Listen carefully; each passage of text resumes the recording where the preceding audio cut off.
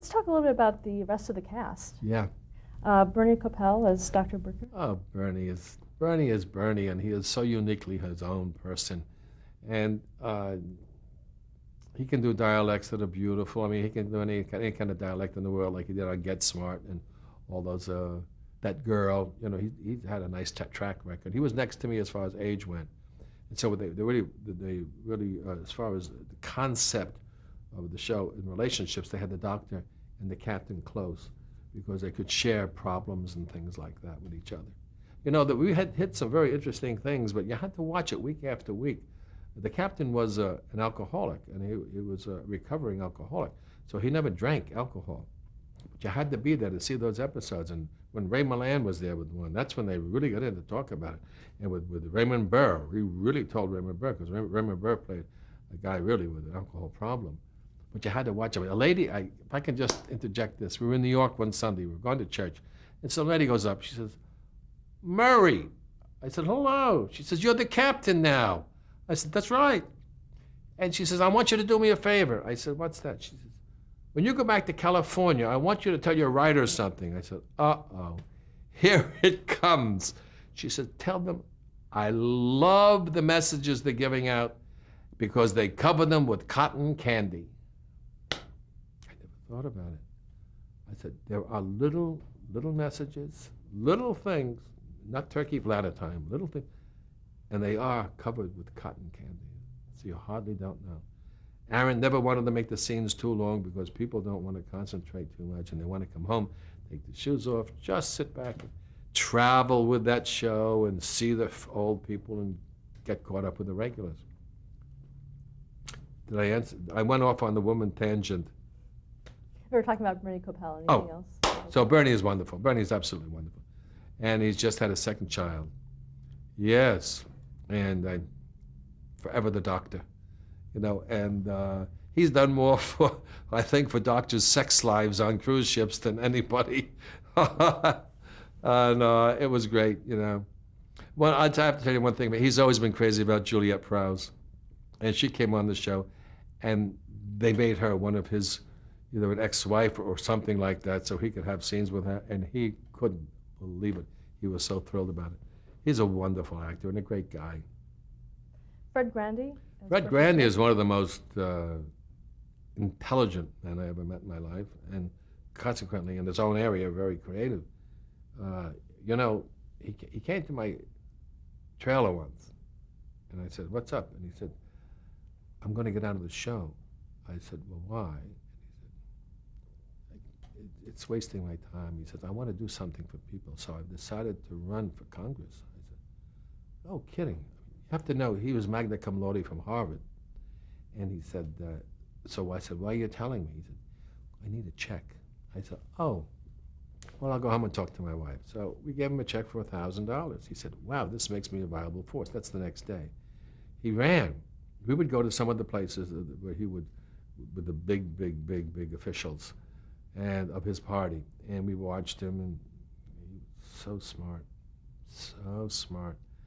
And then he called me. I was in my New York apartment. He called me right after the first election. He said, "Gavin, now you know somebody in a medium-high place." He says, "I won by 1.5 points." I said, "Wow." The next time he won by 64 to 65 points. It was really great. But he felt he had to go home to raise money all the time, and he couldn't do everything. And I met him once. I was out in Washington, D.C. for Princess Cruises once, and we had dinner with Fred and his wife in the big Union station there. It was great, called America. And we had a great time with him. And then the next time I saw him, we were doing Oprah, and he had resigned. He didn't go anymore. He got out. He wasn't a congressman anymore. He became the CEO of Goodwill Industries, and because he had a heart for helping people. And he's a very good communicator of ideas. He's very good. And now he was doing that for a period of years, but I don't know what he's doing now. I know every once in a while I'll see that he's doing a play down in Washington, D.C., where he lives. And that's about it, what I know. What about his character of Gopher? That was hard for him to play. The guy is so bright, and to play a guy like him. And, he was creative, so he could do it. And He paid the rent so he could do it, and he did it. Gopher was a cute kind of guy, a young guy that ran things, and a purser is not like that on a real ship. I mean, it just can't be. I mean, the purser runs a lot of that ship. But it was the concept, and he's a terrific guy, too. Ted Lange as Isaac? Mr. Charisma. Yeah, he's something. And he is so prolific in his writing and directing. He writes plays at the drop of a hat and directs them, and gets great reviews. He's directing a lot of television situation comedies now, and he toured a lot with Driving Miss Daisy. He got married, I think, last year, and I haven't seen him. I know his boys are big now in school and college and everything, but I haven't seen him for a long time. He's very, very talented, and I remember when I was doing Andy Get You Going, the series just went on. I was in San Francisco, and one night somebody came to the door. It was his mom. The series had been on, just showed a couple of them. And she introduced herself. I said, boy, you must be so proud of Ted now. And she said something that was so great. She said, Gavin, I've always been proud of Ted. That was nice. And he's they were all terrific, terrific people. What about his character, Isaac? It was fun, He was very popular.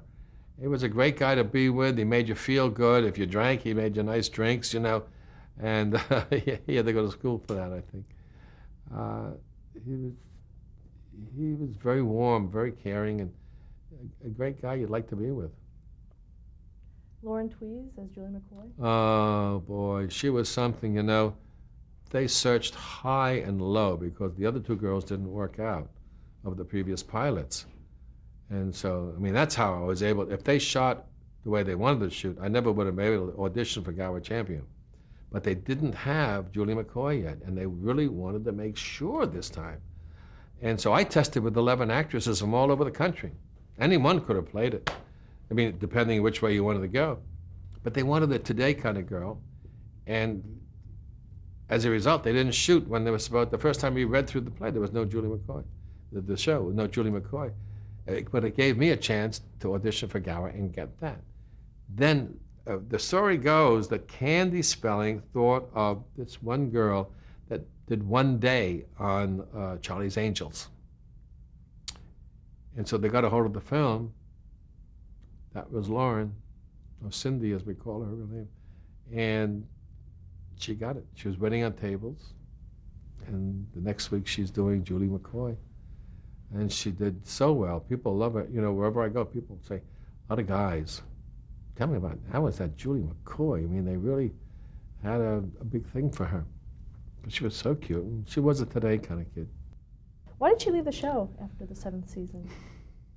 Well, she left the show because they wanted her to leave. She was a young girl, as I said before. She was waiting on tables before the show happened, and then she got married to a commercial producer, director, and I think he introduced her to some kind of drug, and then that broke up, and then she continued on. She was great, and then she met this wonderful guy who was a drummer on the Princess ships.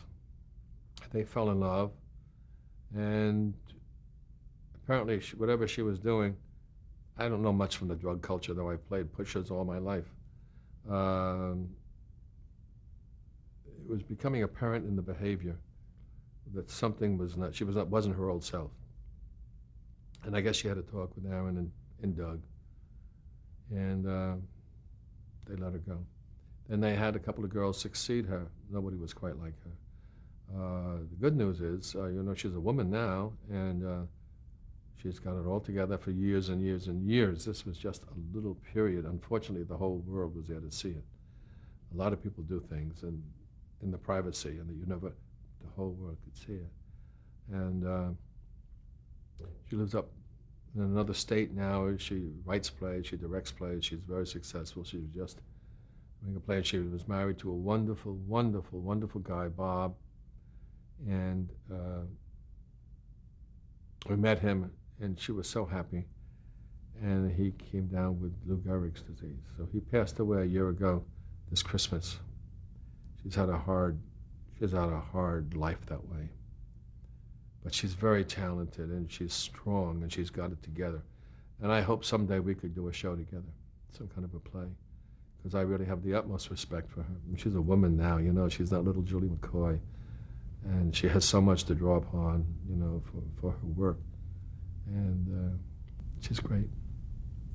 Talk about the addition of Jill Whelan as Vicky Stubing. That was interesting with Jill Whelan. Aaron called me to the office one day. He said, "What do you think if I had a little daughter for you?" I said, well, I don't know, it's just from left field. He said, it would help getting the younger audience, you know, and she can grow up in front of the audience. I said, that's a great idea, I would love it. If you're asking me, and he did. I said, I would love it. And he comes up with this little gorgeous creature, Jill Whelan. And there she was, and I met her.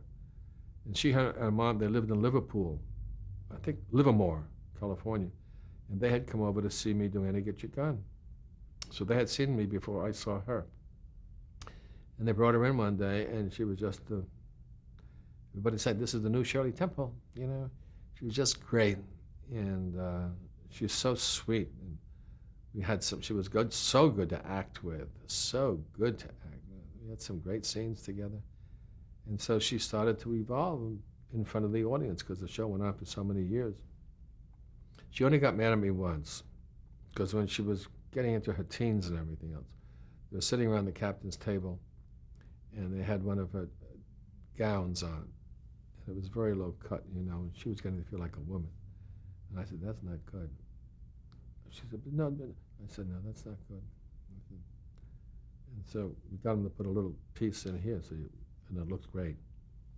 She was a little mad at me for a while, but her brother was there working on the camera. He said, I'm so glad you did that. Because, you know, young girls want to be old, want to look older, and then when they get older, they want to look younger, you know. And so she's doing that, and she has a child now, and I think she works at one of our local stations, you know, doing news and things. I was told that, because I haven't seen her for some time. But every time we see each other, it's like picking up, like when we left off, you know. It is with all these guys, all those people, you know, it's just wonderful. I feel blessed, because many people in their lifetime just have one family. I've had family after family after family for all the groups I've had the opportunity to work with. And that's been a blessing.